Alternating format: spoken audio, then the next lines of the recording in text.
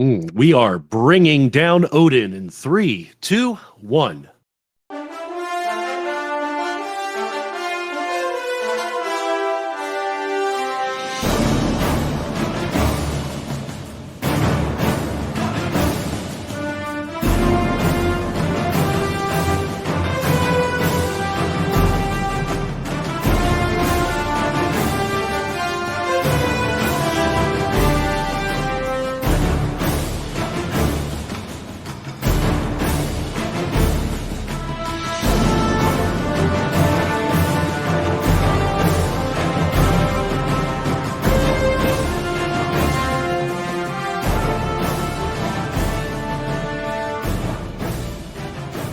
Hello, everyone, and thanks for tuning in. This is episode 198 of the Guardian Hub podcast, where we talk Destiny, interview guests, and talk about our love of the game. This week we have Sin Media, Des Raven, Kingsley Mac, all in action to give you our thoughts of the exciting thing that happened this week in Destiny. Oh, wait, not too much. I mean, always good news, but it's Iron Banner this week. Gross. Are you Iron Bannering? I'm not, something. but we'll have other stuff to talk about. Never you worry. We're something. I'm gonna put on my Rose and Matador and Gallardoodle and play while we're chatting today. Yeah, there's a few things I want to talk about. Anything you guys want to talk about, and then yeah, we'll see where it goes. Anything interesting in life? You said, Sin, you were getting your taxes done. Yeah, pre-show. It takes me quite a while to do them because I've got quite a few forms to put in and such. But I finished my taxes. Taxes are done. Over the past few nights that I've had like free night time, instead of jumping on Destiny, I've been diving into God of War. I finished the main story of Ragnarok. Very, very good, by the way. There was a couple people that died in the story that I was not expecting, but I thought the story was really, really good. You had asked me if I went on some side tangents on the side quests. I didn't really dive much into that. I'm not looking to platinum the game and get in there, but I did see the game opens up and there's like some stuff after the main story that you can dive into. Apparently a mystery, and you could go back and do the side quests and such. I might dive in a little bit more and just kind of see what's out there, but really enjoyed it.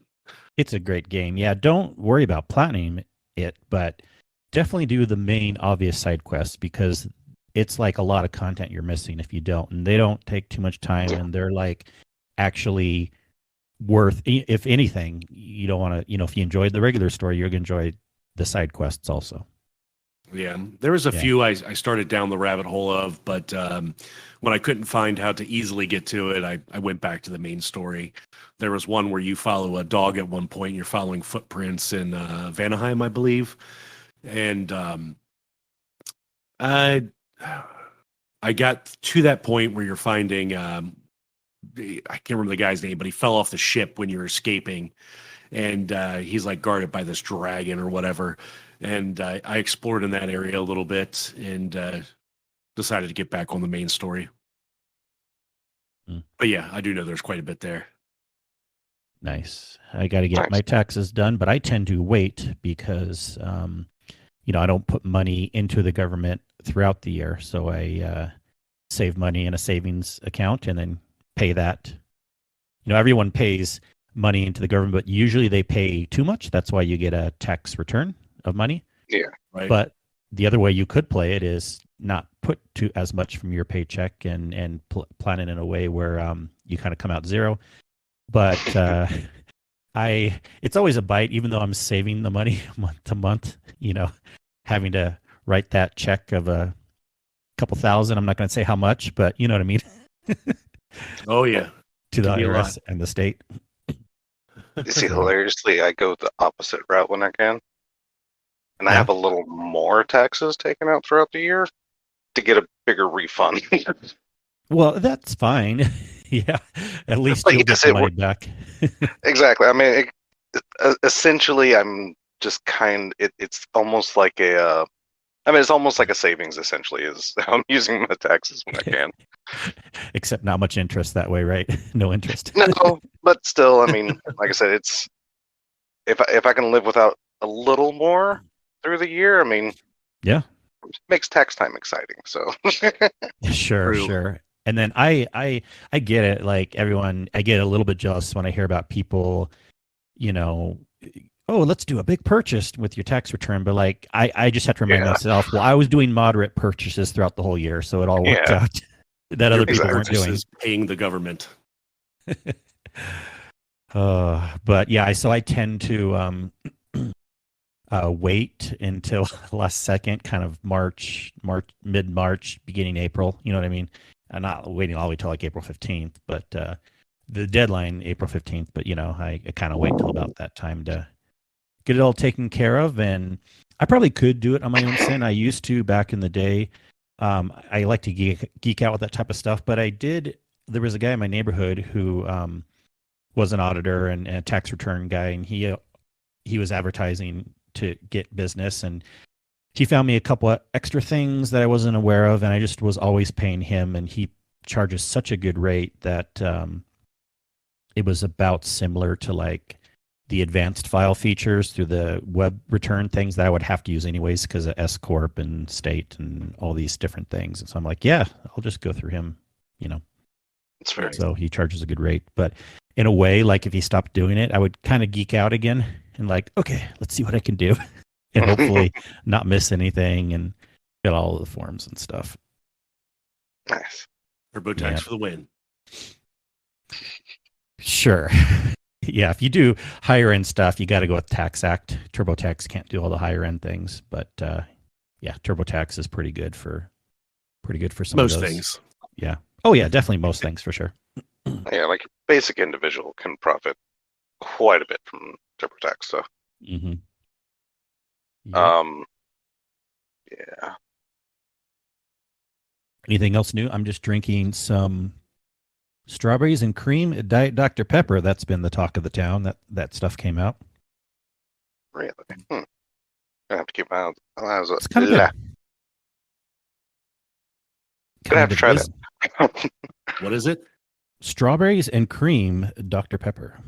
Oh, that sounds good. Yeah. It does. I think because Dr. Pepper has that spicier flavor, whatever, pepper flavor, however you talk about it, the strawberries and cream goes really well with it. Because normally I'm not like the big fan of cream type sodas because they're like too sweet to me. But I think this is a good mix. Nice. Nice.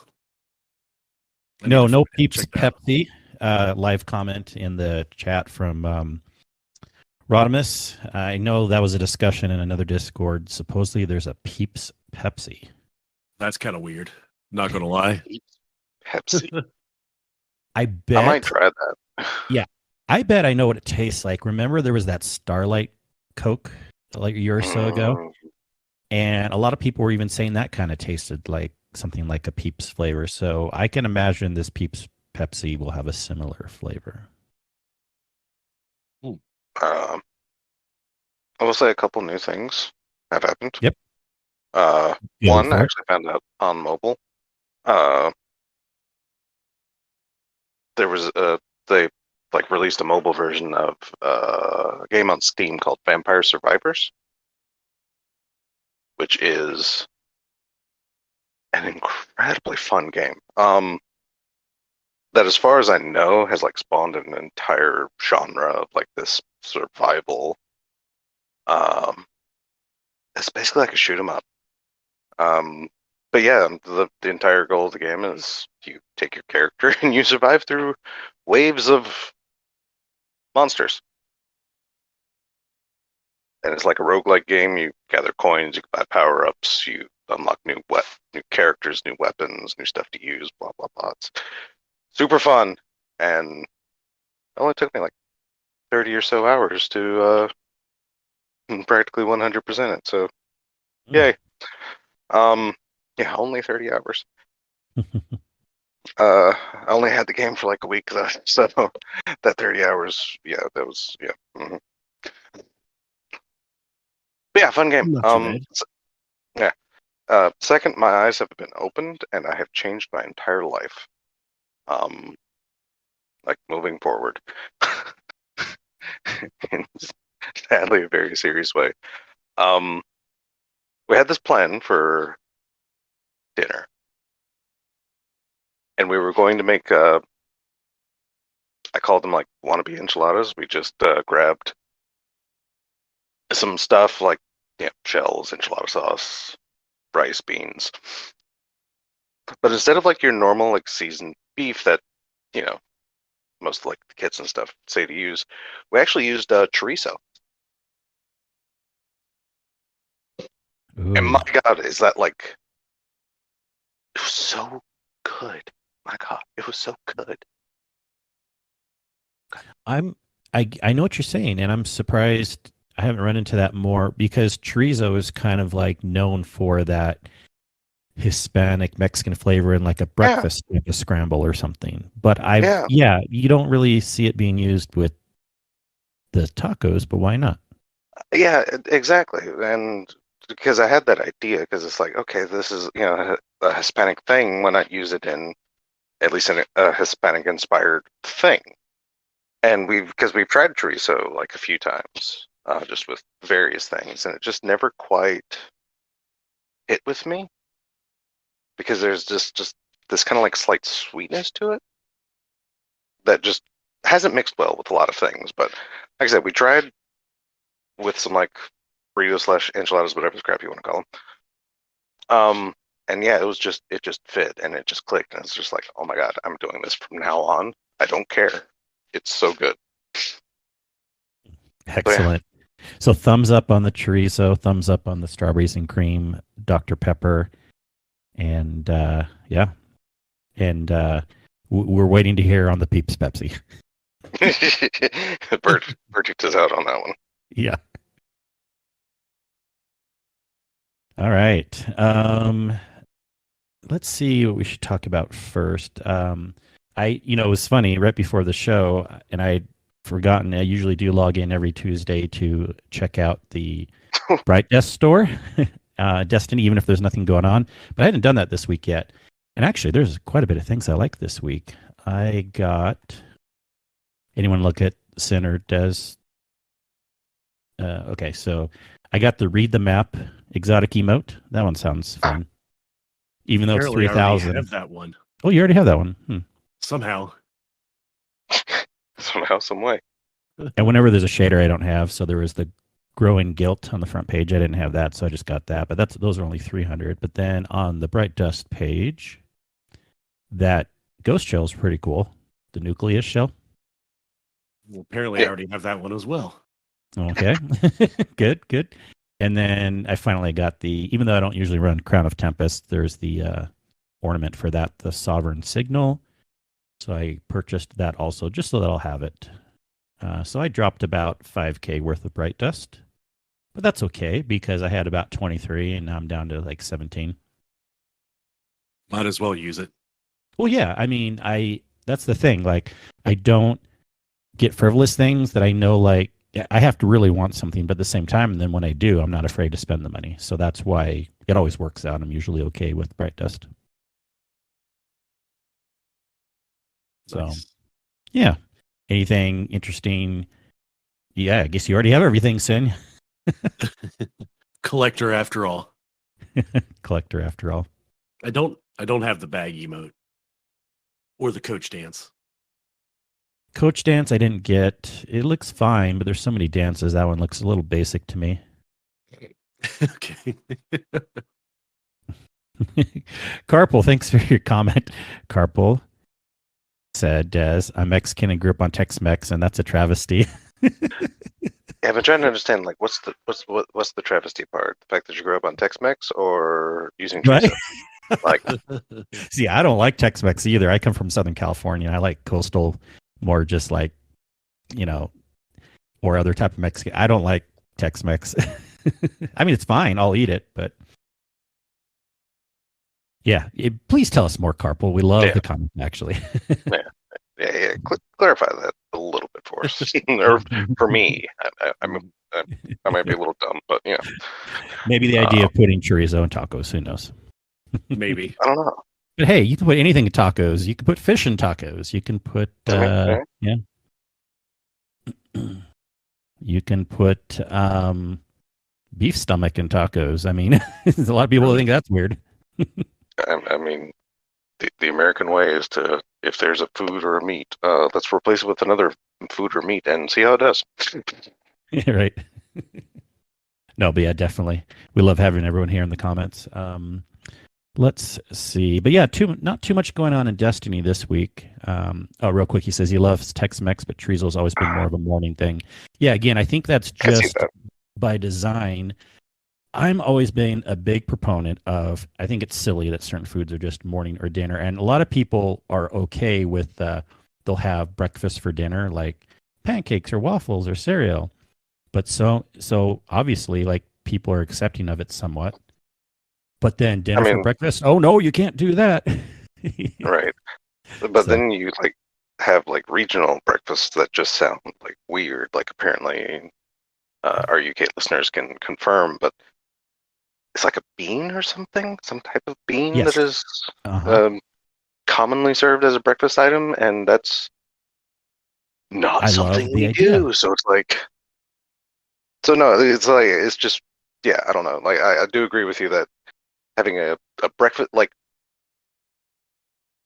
thinking it's only for breakfast does sound like a little silly, but yeah, I don't know. But yeah, I am definitely the type to explore and try things, and yeah.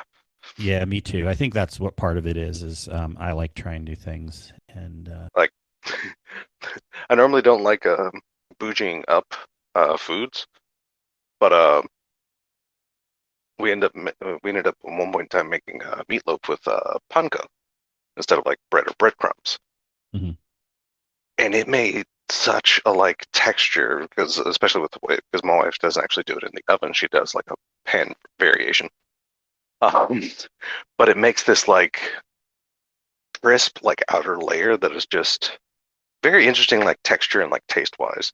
So yeah, so we started using panko for meatloaf. Excellent. Yeah. Hey, we're not above giving food recommendations here on the show. As you know, we ask guests what their favorite desserts are. And yeah, if you in the chat give us feedback even after the show, if you're listening to this afterwards, on things that you like, interesting taco protein substitutions, whatever, go for it. Yeah, if you haven't tried chorizo in a burrito, I'd definitely recommend it. Mm-hmm.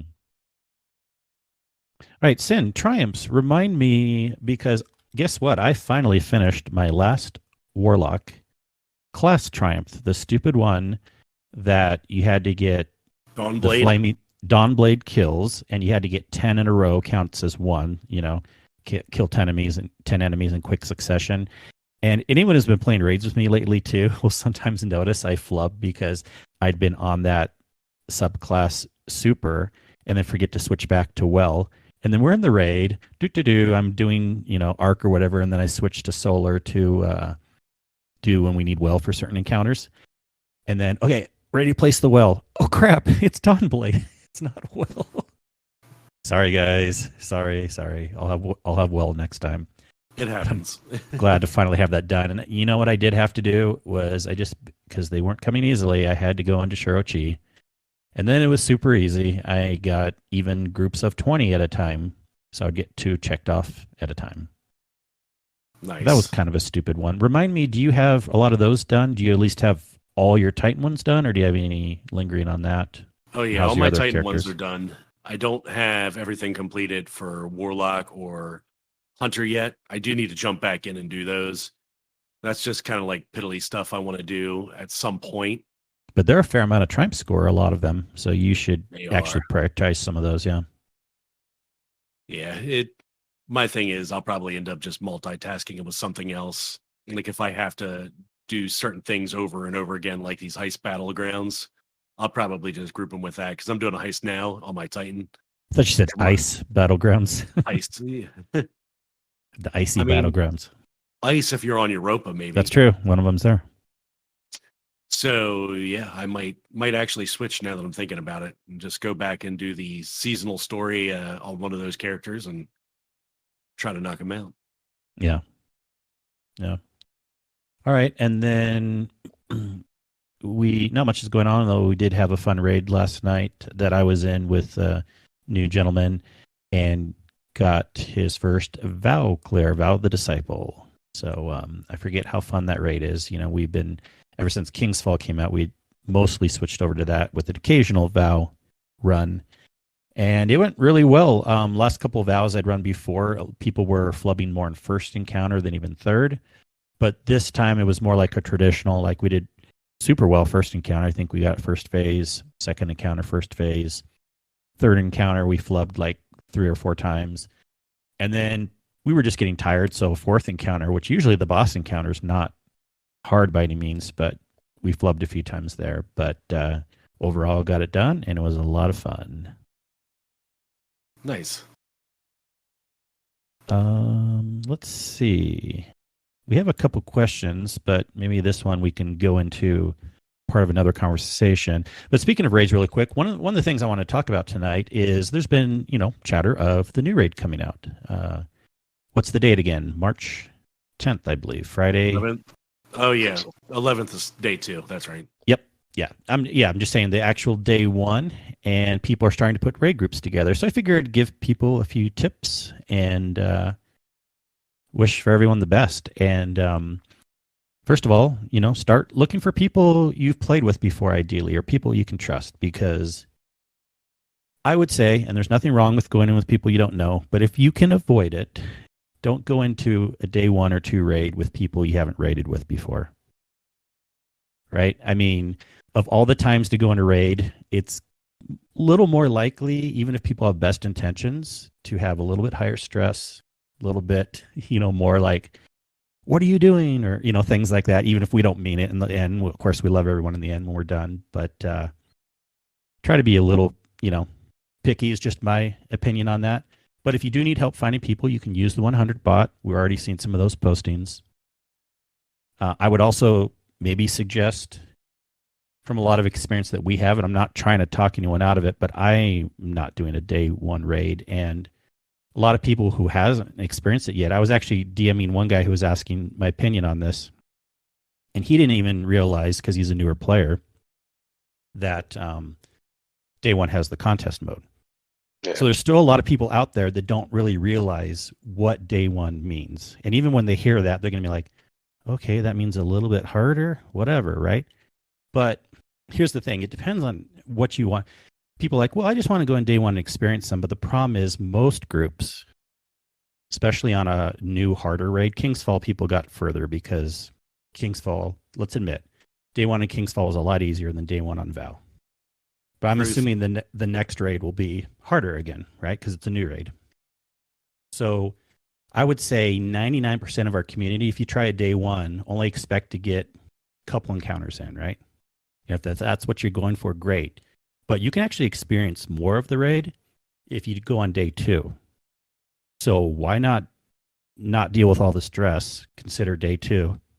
Plus, day 1's on a Friday. A lot of people probably have to work. It's probably just going to be reserved to the streamers, Yeah. So just Kingsley tips. Take it what it's worth. You can totally ignore me if I'm just talking shit. But, just some tips, because I think some people out there still don't actually realize how it all works and what it all means and stuff. And much luck to everyone finding your groups, and find chill people to raid with, and then you'll have more fun. Yeah.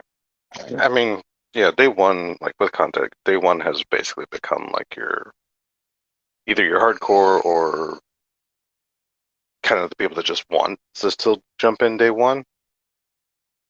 But yeah, I don't know. I lost my taste in attempting day 1 thanks to contest mode. Oh, like even trying like what was Vault? Even like half understanding, like, because I get what you're saying about like difficulty, because I mean, with the returning raids, you still have like a general idea of what's going on.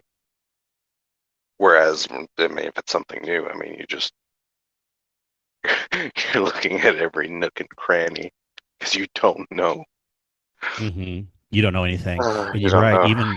Even Vault, I feel like in day one, 99% of in our communities and groups that we know only got at most through the third encounter in Vault on day one. I think Right? so.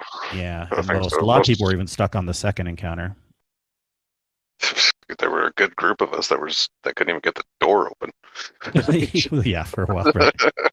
See, day one can actually be worse than master. Here's why. Yeah. Because master, you can eventually level up to get close to or even over the amount. But day one, no matter how high, and there's going to be a minimum to get in probably, but you're always 25 under. You can't over level. Yeah. It's going to be difficult no matter what you can do. You can't make it any easier. Yeah. Which, I mean, I like that aspect of it for the people that do, the first clear races, because everyone is at like a completely even playing field.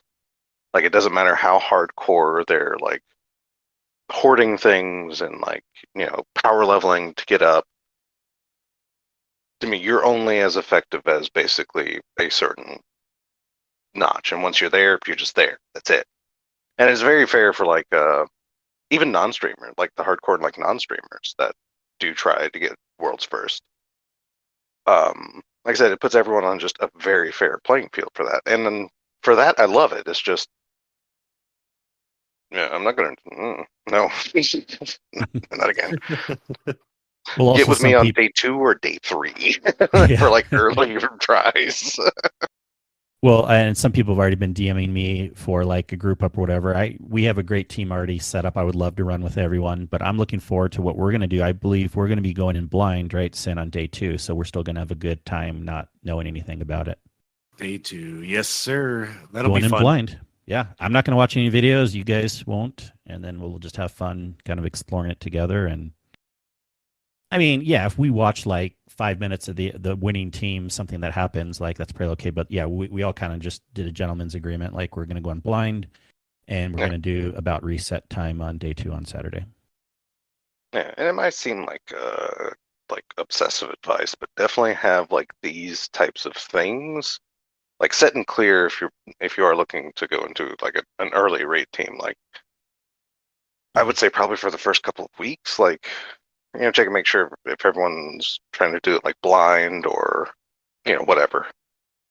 Oh yeah, expectations too of like how long you're going to try. I Yeah. mean, the team we're running with, we all kind of know, but Yeah. let's say if you're going new into a team, if people don't talk ahead of time, there can even just be obvious things that people don't talk about, like how long are we going to try before we give up? Yeah. And if you don't, it Exactly. sounds silly to talk about ahead of time, but if you don't, and let's say someone's like 3 hours in, like, yeah, I'm kind of going to go, guys, and they're like, already? It's a lot of people Yeah. would be like, well, if you didn't talk about it ahead of time, then it can be an issue.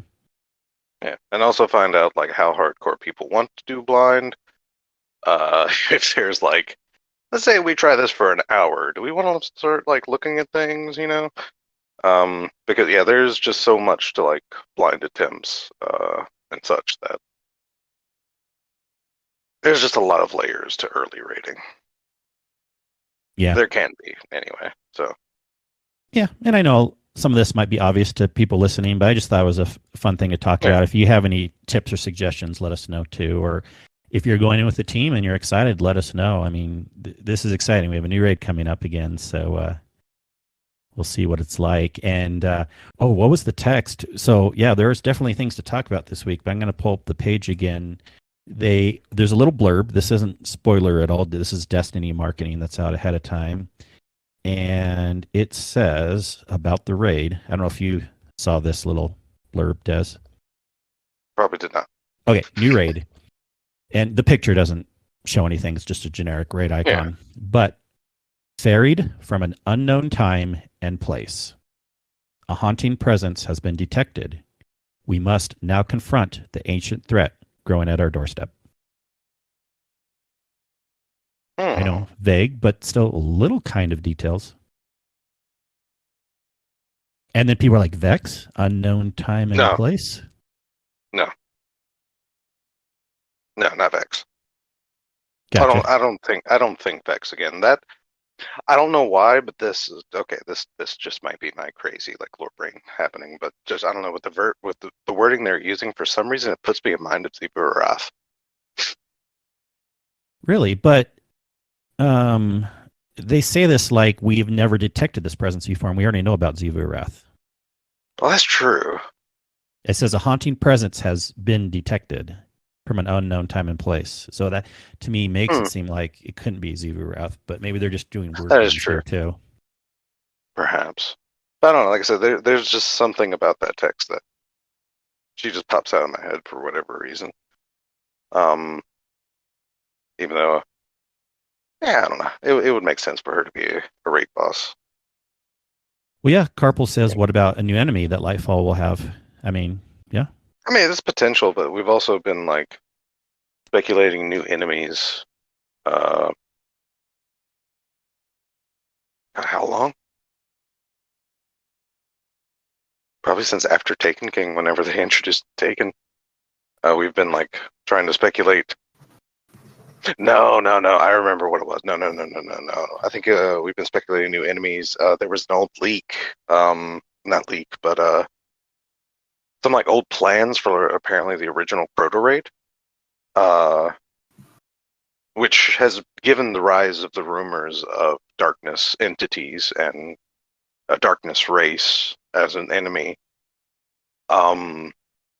Because apparently at the end of the Crota raid was going to have, like the final boss, I think was going to be something about like I forget the verbiage they used, but it was some kind of like it was something that hinted at like darkness or whatever.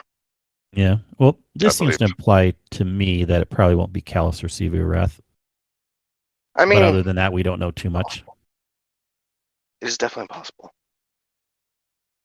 Hey, they also told us when they updated the page a little bit, because we had a weapons trailer, and then they updated the Lightfall page a little bit. And then, of course, they also have told us in a blog post this week about some weapons changes coming out. But real quick, the other thing they told us when they updated the page is just a little blurb about the 6-player activity called Terminal Overload. The Shadow Legion and the Vex are conducting an all-out assault on the city, put an end to their destruction in the 6-player matchmade activity. Okay, whatever. It sounds. Yeah, I mean it's kind of generic, but yeah. Hey, but siege on the city though. Well, it could be the Neomuna city. I'm betting that's what it is. Probably. Also, Carpel does say they did say there was a new type of enemy in Lightfall that would be like clones of Callus, which that will probably be in line of the quote-unquote new enemy type that was in Rise of Iron, which was the Devil Splicers, which technically weren't new, but were kind of new. Oh, but there's also there's the disciple type enemy charger guy or whatever he's called, champion enemies. Yeah. There's those two, but I don't know if they're just like. I have the impression so far they're just like a one-off champion type thing here and there. I don't know if it's going to be like other models and lots of them all around or anything like that. Yeah, I mean that, and if they're clones of Callus, I'm about willing to bet their base models are going to be the same as the Bathers from Leviathan. Oh God! I mean, little baby Calluses running here. I mean, either that or like kind of like Galran, because I mean. Cabal kind of look, similar. Yeah. It's not racist because in programming you make models look the same, and like Cabal look the same, like literally. Yeah. Oh man. Well, but yeah, I'm definitely yeah, for sure. Like they do use enough wording where you definitely don't know for certain what's going to be in the raid, and I do always enjoy that. Yeah, and with all the new Lightfall stuff coming out, we have a question from Lawyer Laz. He says, imagine I'm a Destiny fan who's fallen off the game for the past few years. How would you sell Lightfall to me to convince me to get back into the game?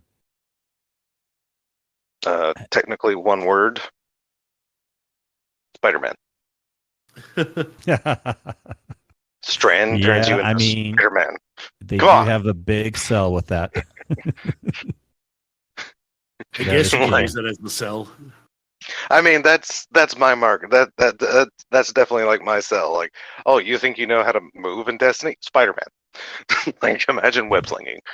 It's like, it's different. It's new. If that's not gonna grab you enough to at least try Lightfall, I really don't know what will.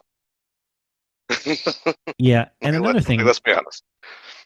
another thing we could say, although if you're a player that's dropped off for a while and if you haven't tried the Witch Queen campaign, that's a little odd because there's been so much good talk about how good of a campaign that was. That was like Forsaken level good. That was a really good campaign. All we could really say is like, well, right after a campaign comes out is one of the best times to hop in because there's tons of content and the campaign's probably going to be awesome.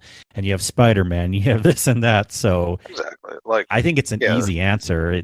Just do it. It's going to be a good time to hop in. I would say at the very least, just get Lightfall. Like, don't buy extra seasons. Don't just if you're unsure of it, get Lightfall. Go through the campaign. If you're not in love with it all over again, I mean, I think you still get your money's worth out of it. Essentially. Yeah. But yeah. So yeah, I mean. That's the thing we have to remember, right? It's like, okay, we don't have to be playing Destiny year round to even get our money's worth. It's those of us that do. Yes, we bring our playtime per dollar down to like the pennies, but even if you only put like 10 hours into the campaign and a couple side quests and things like that and running a couple exotic quests, that's still well worth the $40 to $60 or however much you're going to pay, I mean, entire games like used to be made on like a 8 to 10 hour campaign. No, I mean, that's kind of a nod towards older Call of Duties, which, their campaigns were super simple to go through, and if you didn't get it for multiplayer, you were looking at like 8 to 10 hours, and hey, you're done. But I mean, yeah. So, like going off of that, yeah, worth it. Like I said, you get to try new things with the new subclass and new story, new enemies and stuff. Like I said, if that doesn't hook you, nothing will. No, just kidding. I mean, like I said, I still say, like I said, I still stand that you basically got your money's worth out of that experience. That's what I would do if I was in those shoes. Because you could definitely tempt me with Spider-Man. But like I said, even not being super interested, I would probably myself just grab Lightfall, go through the campaign, test out the new stuff, and walk away probably satisfied. Yep. All right. Let's get into.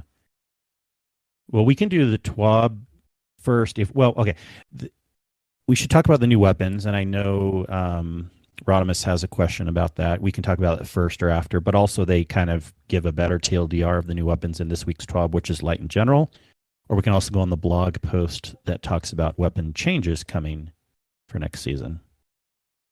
I was about to say, I haven't read the TWAB. Well, there's not much. Okay, I'll do the TWAB. I'll do the TWAB just because this will also get to a question that Rodimus has.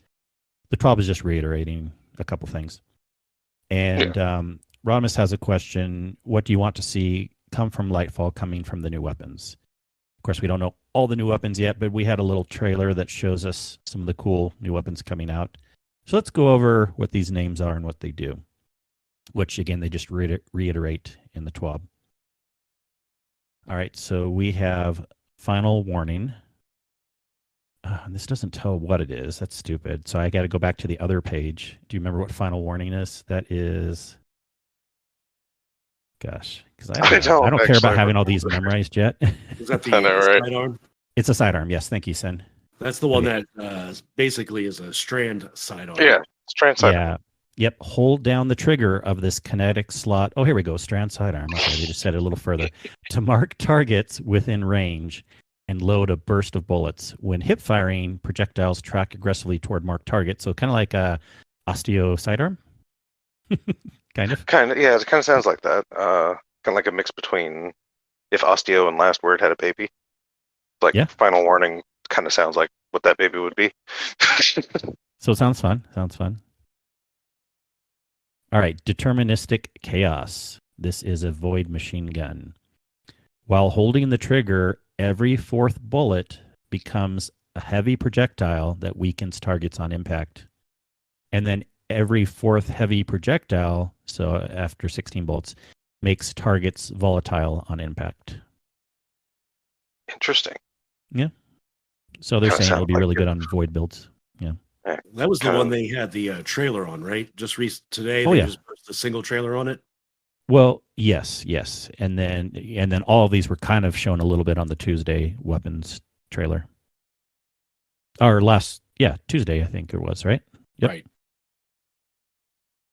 I didn't check the one out today, Sin. Yeah, I saw something, but I didn't know it was another little. So it was a trailer just on this one for the one today.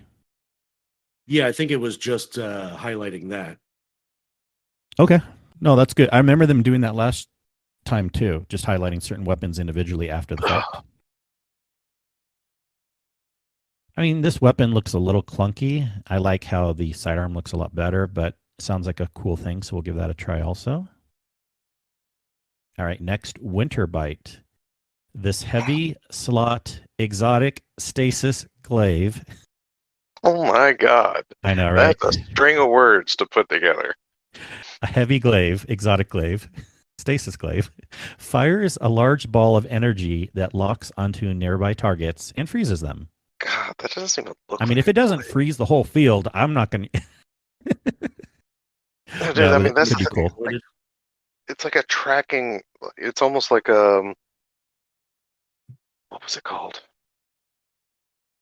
What was it? Boltcaster. It's almost like using Boltcaster in PvP back in D1. Yeah.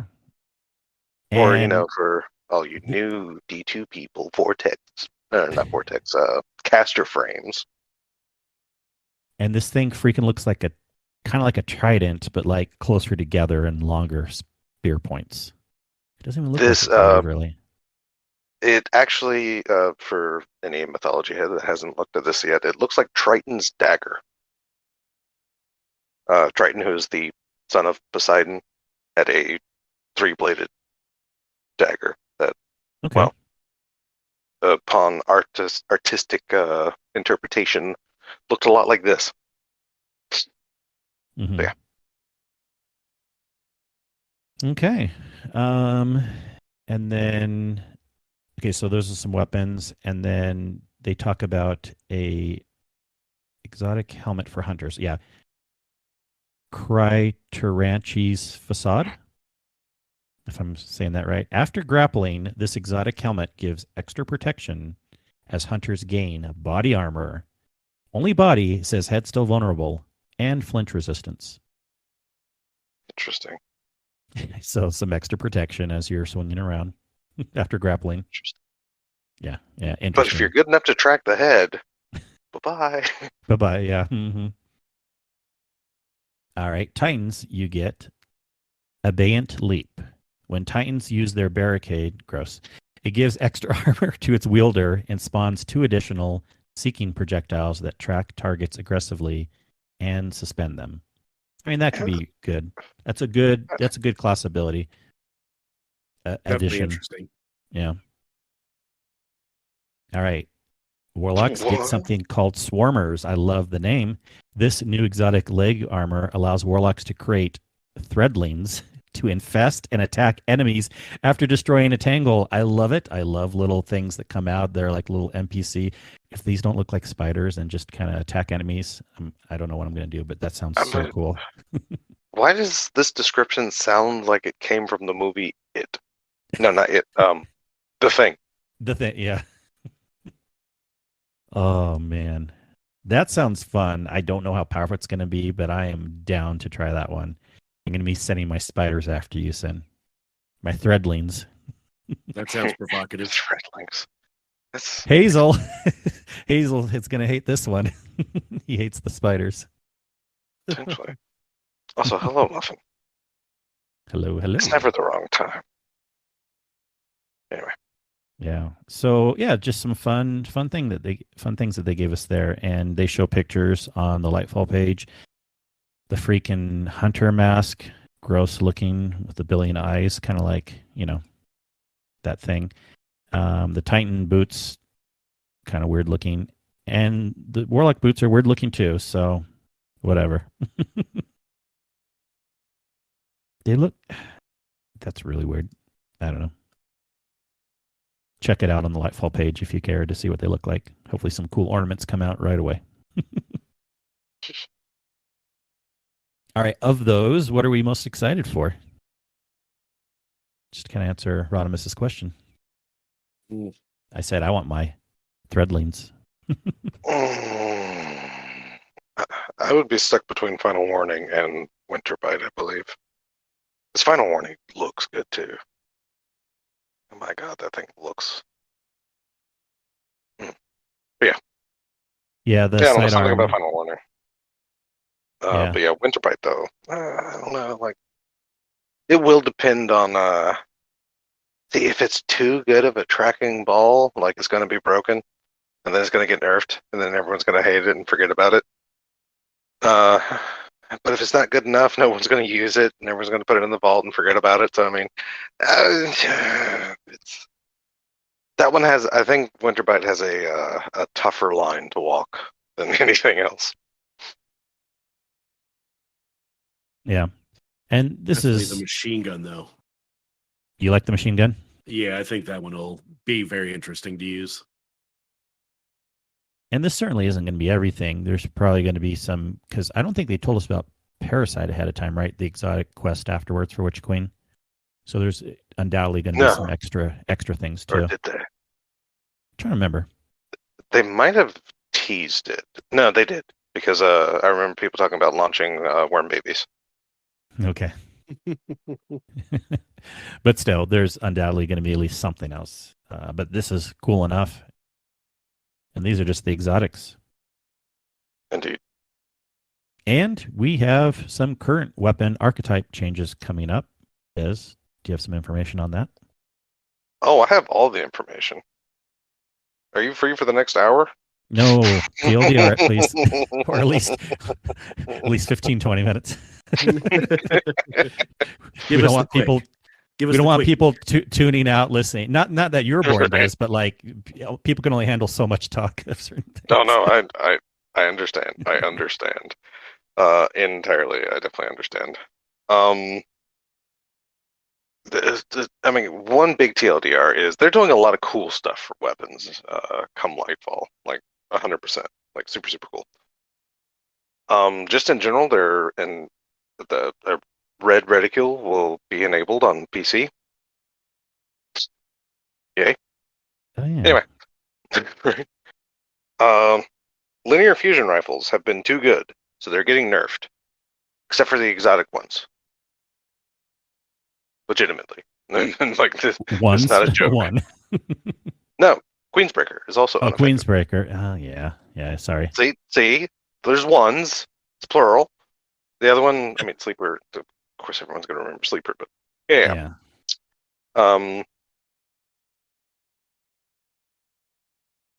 Wait, I'm trying to remember. So Queensbreaker, was it a heavy slot? No, I don't remember. It's been so long. I know, right? It is? Okay, it is. Fair. Okay. Well, geez. Okay. Well, I mean, yeah, it has to be. No, right? Well, they're talking about exotic linear fusion rifles. Yeah, I mean, that's true. I'm just trying to remember if it was a heavy in D1 for some reason. Yeah, or that's where I was getting confused. Yeah, definitely. Like it might have. Yeah. Anyway, machine guns are getting a. I'm gonna bet dollars to donuts that Mercules is responsible for a lot of this write up.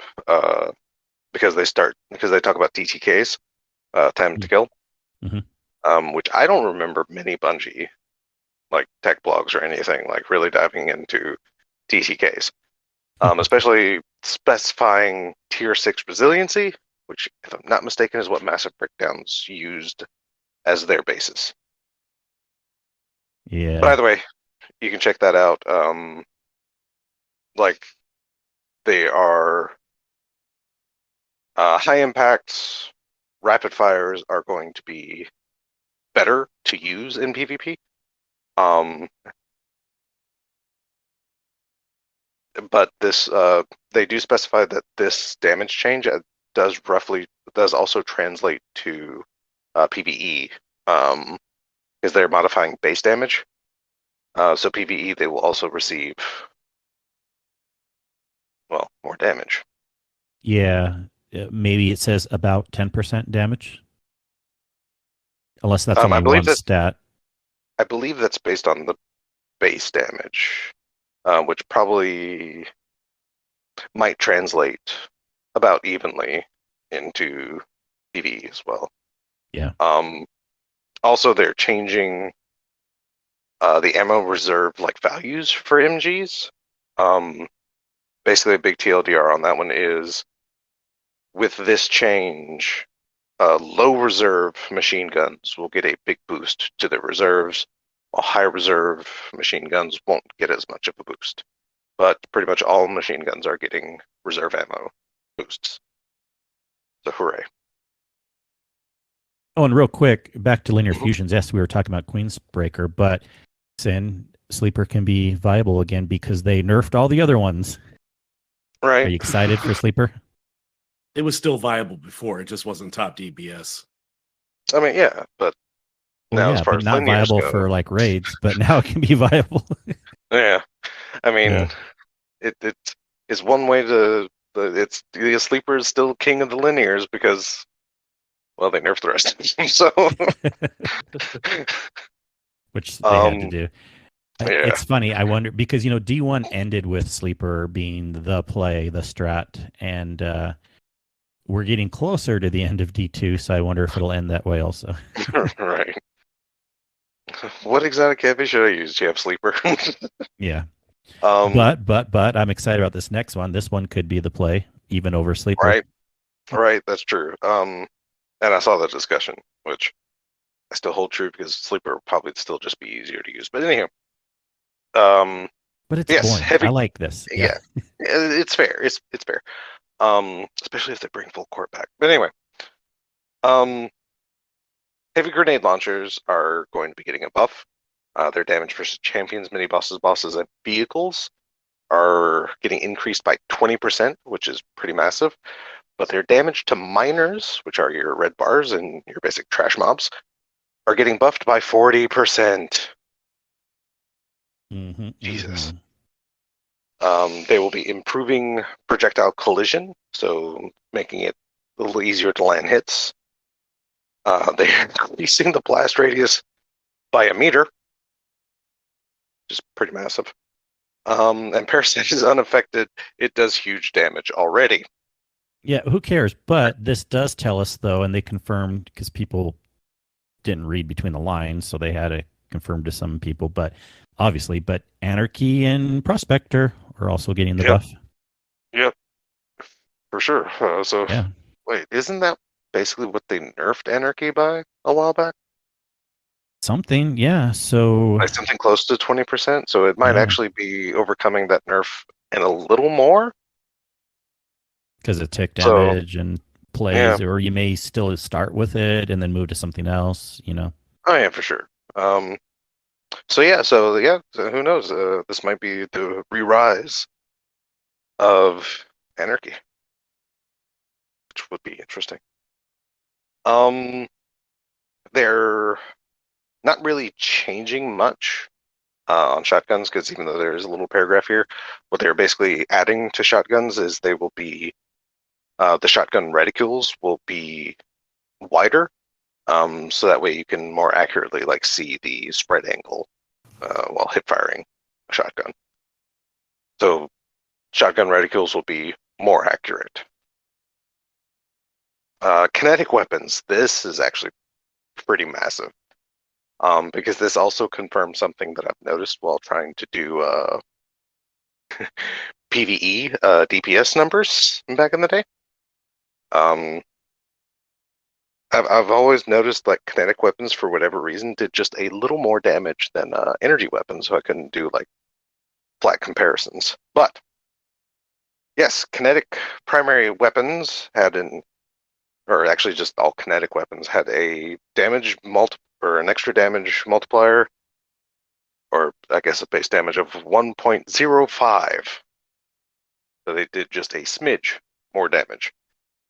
They are buffing that for kinetic primaries, bringing that to 1.1, which isn't massive, but should be feelable. And kinetic specials are getting buffed to 1.15, which should be nice. Also, kinetic slot stasis weapons will no longer have the 5% damage bonus versus unshielded targets in PvE. And there's also a kinetic damage type perk coming in Lightfall. Yeah, this does kind of mix it up a little bit. Just a little bit. Yeah. But something to keep in mind. It does make I mean, if you're really min-maxing for DPS, like it does make because I also noticed talks of like rapid-fire sniper rifles being, good to use for DPS, which is very true. I didn't believe it myself until my own, like, what was it? Triple tap ammo buff and like high impact reserves for a Ikelos sniper, which did fantastically against a what's his name? The end of Deepstone Crypt. Tanix. Yeah. Jesus. Why does that name leave me? We had to kill him like 5 times. Anyway. So yeah. So that'll actually make kinetics, for you min-maxers, make kinetics a little more valuable. Exotic changes. Which, to be fair, a lot of these changes are just adding subclass 3.0 verbs to weapons that either did a thing similar or just kind of embody an element. Like Queensbreaker. Queensbreaker will use Arc 3.0 blind instead of its normal blind, and it will now chain to nearby enemies. I love this, and Ruinous Effigy feels voidy. So now the Transmutation Sphere Slam attack will suppress. Mm-hmm. They're doing good things for Leviathan's Breath, it sounds like. They're trying to really narrow Leviathan's Breath into a niche of being a champion killer. So they're buffing its base, or they're buffing its damage against champions by 30%. Ooh. Yeah. They're also increasing its damage in PvP to be able to one-shot, headshot Guardians while in Super. Ooh. Yeah. Which is kind of fair considering it takes like 30 years to draw that thing. Yeah. So yeah, it's fair that if you can tag it in the head with Leviathan's Breath, I am of the belief it should die in Super or not. Yeah, it's like a cannon version of a bow. Yeah, right. And perfect draw impacts will now apply volatile. So those are all very good things. And I believe because they added unstoppable, or it has unstoppable intrinsic anti-champion, I believe. So yeah, 30% damage buff. That should be nice. 1,000 voices. I feel like we were talking about that just last week. It will now apply Scorch stacks for its explosion because it felt solar-y, apparently. Sunshot, also, its explosive kills will now apply Scorch. Polaris Lance, perfect 5th shots now apply Scorch stacks. This is nuts. Two-tailed Fox. This not only because Two-tailed fox fires 2 rockets, solar and a void. So the solar rocket will now apply massive stacks of scorch. The void rocket will apply suppress, and they say the catalyst completes the trifecta. But they don't actually say what that trifecta is. I'm assuming probably jolt of some kind. Mm. I'm guessing, or it could be some strand thing. Who knows? But either way, yes, two-tailed fox will be having subclass verbs from 3 different subclasses. So yes. Also, Prometheus Lens, they are adding the incandescent perk to the catalyst. So they're basically giving it Scorch. And then Grand Overture also is being folded into an Arc Blind with its catalyst. So hooray. Yeah, lots of little things there. Indeed. And potentially big. Yeah, like I mean, Leviathan's Breath. It might be a contender for like an exotic slot for champion related things. Maybe not, because I think I probably said that last time too. But hey, who knows? Yes, perks. They're updating a few things. Well, I say a few things, but there's literally 2 things that they are updating to work with Strand, and that is Osmosis and Elemental Capacitor. Which I feel like this is sooner than what they updated those for Stasis. Because I think we had Stasis for a while before these got updated. So it seems like with launch, these perks will work with Strand. And for Strand on Elemental Capacitor, you will gain plus 20 airborne effectiveness, which will turn into plus 25 with the enhanced version.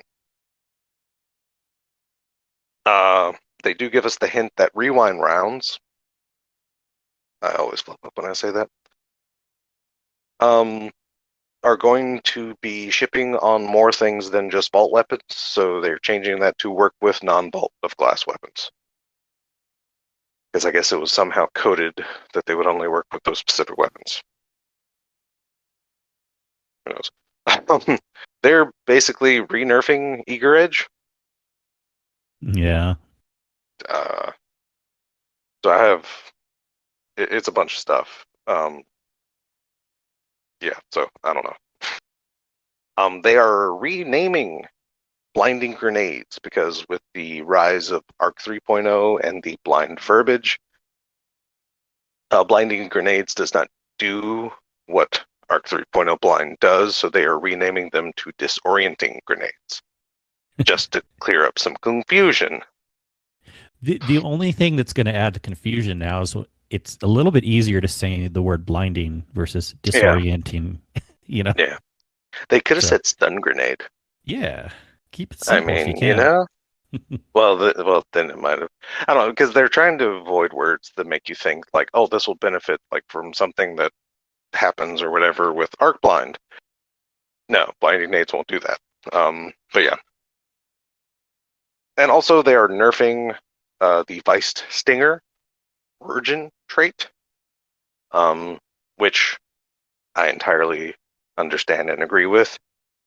Instead of like a full magazine, it will now reload 25% of the magazine whenever it procs. So it'll still be strong. It just won't be absolutely busted. Yeah, but a little bit of oof there when you're used to it. Yeah, so yeah, definitely another reason why I don't think I'm going to be messing with my LFRs at all unless we hear something that goes to the forefront. Yeah. So I mean, and those are the meat and potatoes of these changes. So, like I said, some really good stuff. It's primarily, I mean, yeah, they're bringing up machine guns, they're bringing down fusion rifles, they're bringing up heavy grenade launchers, which is basically all things that they said that they were planning on doing. And these are the steps. So, yeah. Yeah. Like I said, Leviathan's Breath is a nice surprise. And I 100% agree with, like, all of these 3.0 verbs being thrown on exotic weapons because, yeah, it makes sense. Like 1K voices will apply solar scorch stacks. It makes sense. It like spits fire out of it, so why not, right? Yeah, all makes sense right now. Yeah. Well, live updates in. What are you doing? Oh, running around on my hunter, just trying to get incendiary grenade kills. Nice. The highlight of my life right there. Yeah. Well, I finished, and also right before the show, I finished. We don't have to get into other game talk again, but I forgot. But I did finish my replay through of Last of Us, Part 1. Oh, nice. How long did that take you? Way less time than the first time through, but still, I got a lot of enjoyment from it. Probably 10 to 15 hours. Now, I did see that it is on the PlayStation Store, and it's like there's a PS5 version. Is it just the remastered, but for PS5? Yeah, and I put the money down for it, but it was so worth it. Okay, so they've had different releases of it. They had the original one, of course. Then they spruced it up a little bit for PS4, and that's still included in the collection if you have a PS5 or if you got it on when it was for PS Plus at some point. And it's still better than the original, but they remastered this for PS5 and with all the rumble controls on the controller and way better graphics, and it is pretty stunning. The fidelity on it. If I remember, because they talked about Last of Us Part 1 when they did the thing with the show. If that could be wrong, because again, my memory is not like the best. But I think what they did was they took The Last of Us Part 2, like pieces of its engine, and like worked it into like the original Last of Us. Yeah. But the funny thing too, though, is the graphics of Last of Us Part 1 are better than Last of Us Part 2. They haven't redone that for PS5 yet. That's funny. So, and I want to play Last of Us Part 2, and I'll probably be fine. It's not going to be like that worse by any means, but yeah. But really fun. And then when you play through it, it opens up a lot of cool extra modes. I'm trying to remember if it originally did this, but it adds in a bunch of director's commentary that you can do when you play through the second time. You have to unlock it once. You can do extra skins, like different clothing styles for both Joel and Ellie, and you can do different graphical overlays. You can do like a cartoon mode or like a Matrix mode, and I don't know if they go throughout the whole game or only just certain scenes, but there's a lot of like, and you can do like slow-mo unlocks so that when you're doing firing, it slows down. So like, it's funny, like you can play the game the second time and make it like even easier. You can do an unlimited ammo mode. So I wonder if you can combine that with hard mode. You know what I mean? So it might make it a little more appealing for me to run through it again on a harder mode, but if I had unlimited ammo. So a lot of things that they added in. I might do it alone just for the commentary part. Yeah. And also, no, they've never done like most of that for like unlocking extra things when you beat the game. Okay. No, there's a huge list. Yeah, not that I've done it myself, but again, like I used to watch a streamer that I've watched him a few times, or at least part of the runs where he had completed the game, and yeah, there were no like the original Part 1, the remastered. No, like these additional modes and stuff, I believe, are very new. Yeah. Well, and it's fun. It is, and that's why I really appreciate playing through the game again too, because then watching the show just seen so much more. And we don't want to spoil it here. I do have a thread in the Discord where we can spoil talk there, but just let me say, episode 3 was a lot of fun. With them doing this series again, to make it last a whole season, and I heard they're probably going to do a season 2 and maybe a season 3, but you got to make it in a way almost longer than the game in some ways. And so they're adding a lot of extra story in and doing a good job. And with that, of course, comes some minor changes. And there was a pretty big change in episode 3, but something that I think I liked a lot, where let's just put it this way: the first time I played through Last of Us, the Bill character, I kind of forgot about him quickly later on because Oh, Bill. you meet him for a little bit, but then whatever. And maybe they talked about it a little bit in the story, but like you don't like chill with him for a long time. You're just kind of like, Yeah. But what they did, and I'm not going to say anything, but in the show, they really emphasized Bill and Frank, and a whole episode devoted where I can't really say if there's going to be more or not, but it just, they put so much story into it in just one episode alone. It's just brilliant. I think Brilliant. Bill might have been one of those things, like that might have been like some readable things, perhaps. I'm not 100% sure. Because again, it's been so long since I played that game. But yeah, I think that was like a additional like context within the game, Yeah. potentially. But yeah, which I don't know. That sounds cool. Like really fleshing out Bill. Yep. Because I mean, at least from my perspective, I think he kind of felt like he could have been a more major character. Well, and fleshing out Frank too. You don't see Frank in the game at all, other than you see him hung himself and dead in the garage. You hear about Frank, but yeah. Oh, and Bill is played by Ron Swanson. Yeah. Yeah. This gruffy survivalist that also has a tender side. And then Frank is played by, if anyone's watched The White Lotus, the character from season 1, he's the hotel manager, and I love that character also. Have you watched episode 3, Sin? I did. It is actually a really good episode. Yeah. And I don't think I ever made it that far in the my first time playing the game. Oh God, Sin, which you is never kind of do one in these games. That's know. not that far in. Yeah, I know. I just kind of lost interest and never finished it. You know, too much into Destiny probably at the time when I was playing it. That's why one reason why I went back and finished God of War like over the last week. I just wanted to that knock one it done. out. Yeah. I mean, I've finished games like the Final Fantasy VII Remake. I finished that, and I do want to go back and finish these other games. It's just finding the time to do so. No, I gotcha.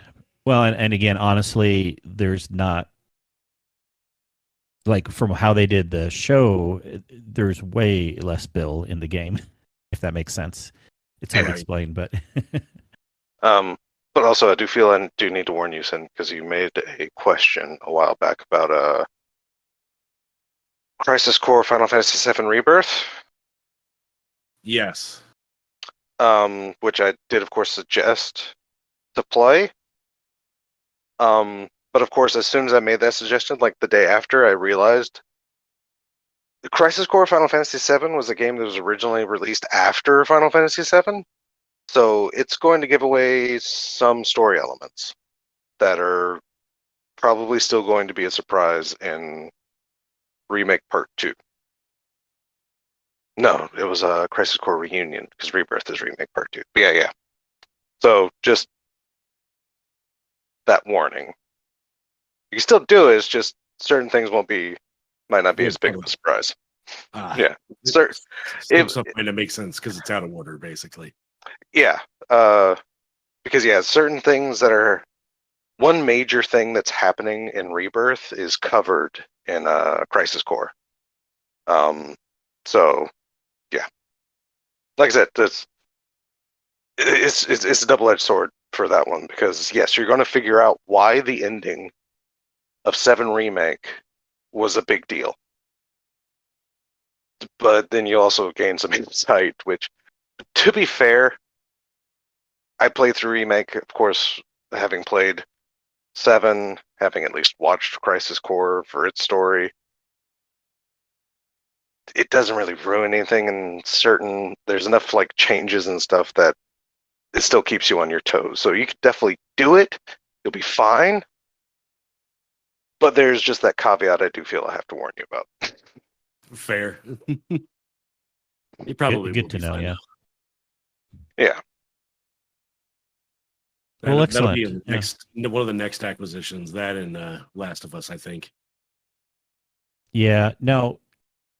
Saying if you don't want to spend the money, at least you can since you have a PS5 too, I know it's included in the PS Plus collection or something. You could replay that version of it. You know, That would require me having PS Plus. Fair. okay, true, but I never continued doing it, and I I have thought you not said you've needed been. Then what the hell are you talking about getting on your PlayStation for? There's some other side conversations we've had the last couple of days. That's Ragnarok.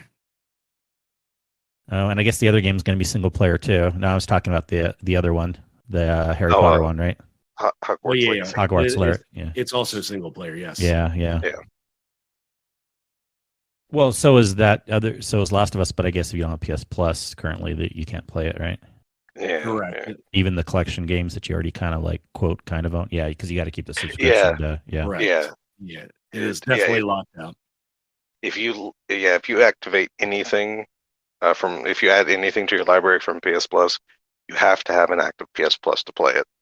Yeah, yeah, which makes sense. It's not like you get an Apple Music or Spotify subscription, and then when you stop it, you still get to listen to the songs you've already listened to. No, you lose access. But yeah. Huh. Well, anyways, but it's worth it. Start up PS Plus for like a month or two, or drop the money on the new version. But whatever's better. I mean, We'll either see. or. Or wait for it to become a deal and then to buy it. Yeah, or also, I don't know if you bought. Not that you normally play Destiny on PlayStation, but again, we've talked about this in Discord. I believe it's February 7th, but the Beyond Light expansion is being included in PS Plus on PlayStation for the month of February. So anyone who does not have that plays on PlayStation or occasionally plays on PlayStation, you might as well, claim it. One of Gator's alts. Hit that button. Hit that button, claim it. Especially if, especially if, just in case you do have PS Plus and like maybe Destiny is on your PlayStation, but it's like a side thing, but you're more invested in another place. Yeah. At least claim it so that way you have more access to more things. Yep. For free. Well, ish. Yeah. I've had to hop over to PlayStation once or twice, very rarely when my PC had a problem where, I love playing on my PC, and even though I keep things really locked down, occasionally if you run a driver update right before you're going to raid and something goes wrong, you may not be able to play on PC. So I switched over to PlayStation real quick, and luckily, whatever raid we were doing, I think it was Kingsley, so it was free. But all I'm saying is I am going to claim this Beyond Light for sure on PlayStation. I mean, that's one thing way back when I tried to warn people about that were just eager to jump ship from console to PC. It's like, if you haven't been PC gaming, and it was mainly for people that were getting back into PC gaming, like through Destiny, right? And I tried to warn them, like, if you haven't like PC gamed or if it's been a while, just remember, it's not as like cut and dry as console. I mean, to be fair, if there's a problem on console, you're just screwed until they fix it. PC, you could do something yourself to make it work. Who knows? Yeah, that's one reason I got out of PC gaming. Yeah, to be honest, it's not that bad. I've had two issues that I can think of, and of course, there's been issues of people having to re-download Destiny on console because something went wrong. Yeah. I mean, it's fair. It's give and take either way. I guess all I say is if you have multiple platforms, why not? I mean, yeah. Destiny is my main jam. I mean, we run a Destiny community here, and I like to raid a lot, so yeah. I have backups. I mean, going back to value to dollar spent and hours to value. I mean, even if you're double investing, if you're playing enough on both, you're still going to get your money's worth. Mm-hmm.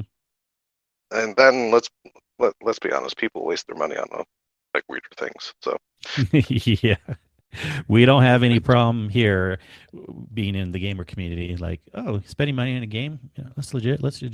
Oh, spending money on a some crazy clothing. What? Also, also, Rodimus, I'm not bagging on PC. Like I said, I just warn He's people. teabagging on PC. No. No. Like I'm not a supremacist.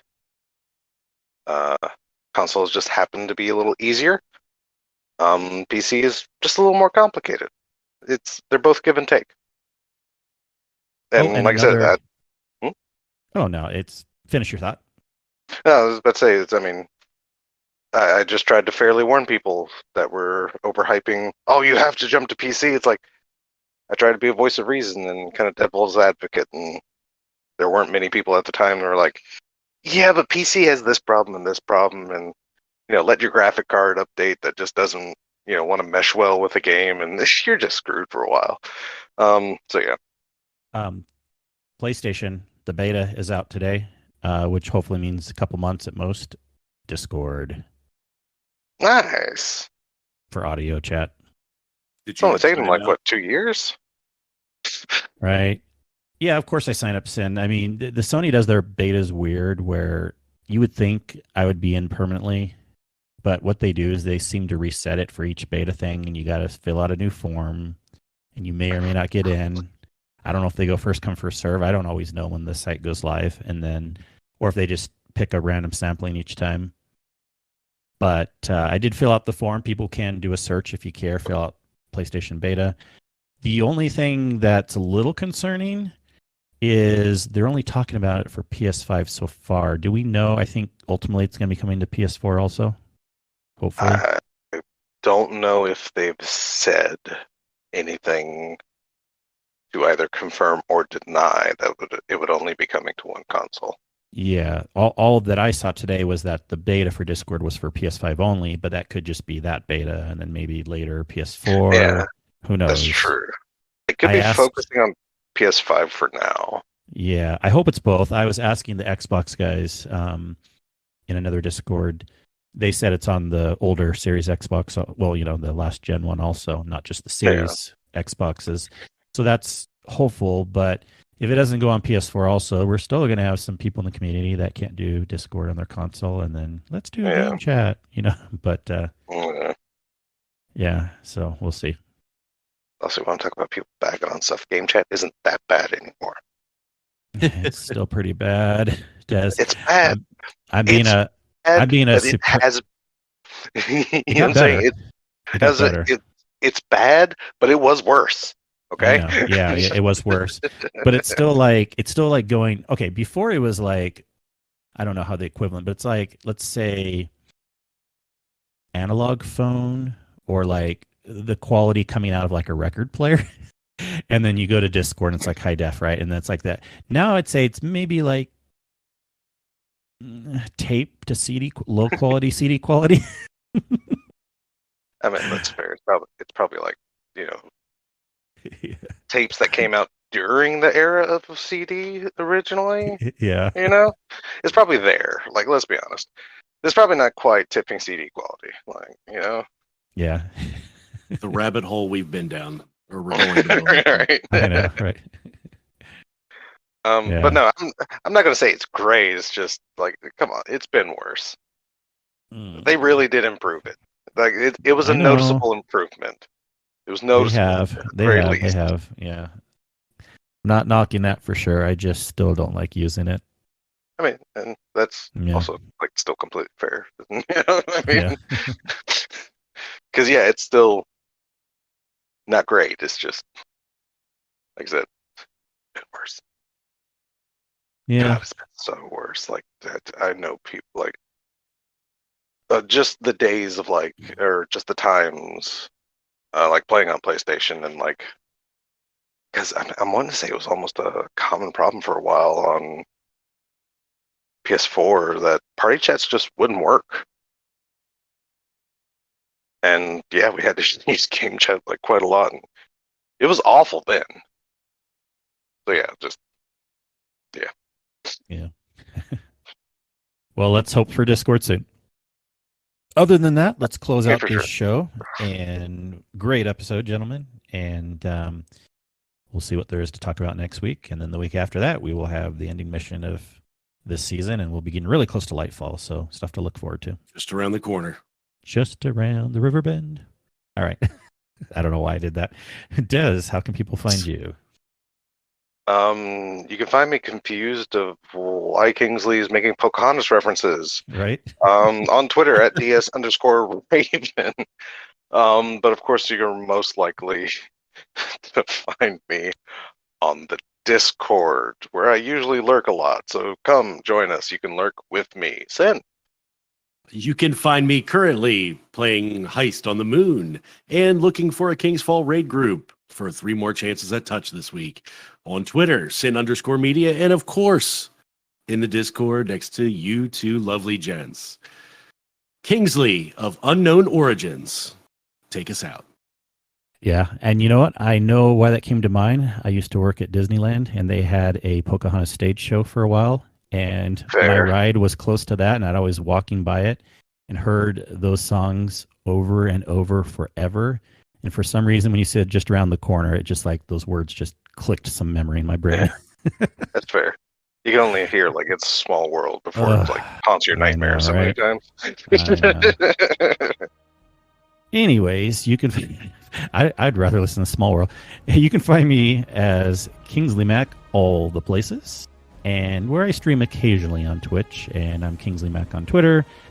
More importantly, you can find our show as The Guardian Hub on Twitter or our lovely website, theguardianhub.com. The best hub on the net.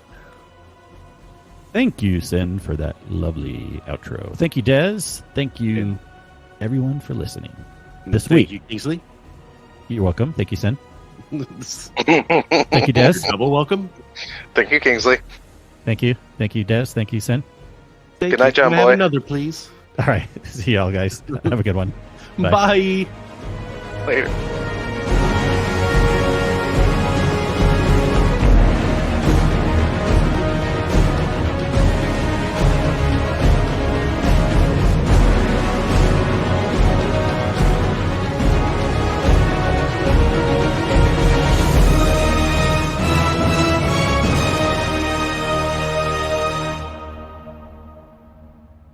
Oh, man.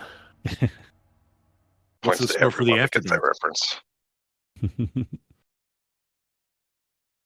I am literally on my hunter, like for the first time doing the story for the season.